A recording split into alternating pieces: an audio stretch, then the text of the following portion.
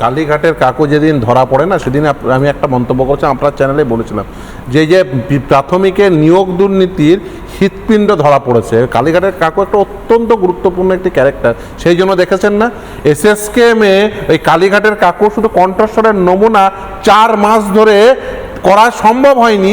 এই কালীঘাটের কাকু কেমন কেন্দ্রীয় চরিত্র ভাবুন।